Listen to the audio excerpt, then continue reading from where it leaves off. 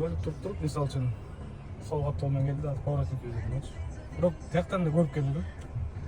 Анын айынан бул көрбөй келди. А бул бирок кайрылып турду. Ошентип ушинтип кетет. Ушинтип пробкалар узара берет.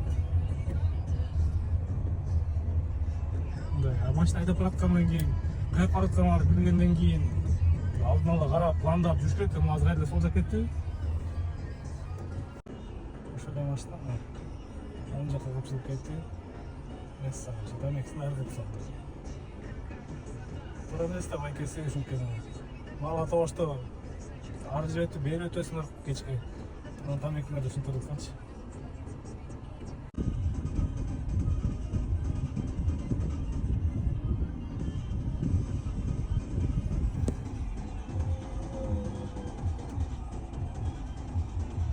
Перекресткта бир жерде туруп эле, мына мойка тамеки чегип кыргызып койду. Элестетсеңер, азыр мен бир эле светофордо токтоп туруп, нон тарттым, тамеки кыргыткан, нон тартып койдум.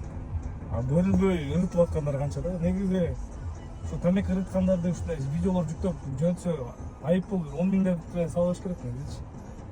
Реально штрафовать этип баштагандан кылбай калсак, какие уроки там 50 евро, 55 или ушундай болчу да.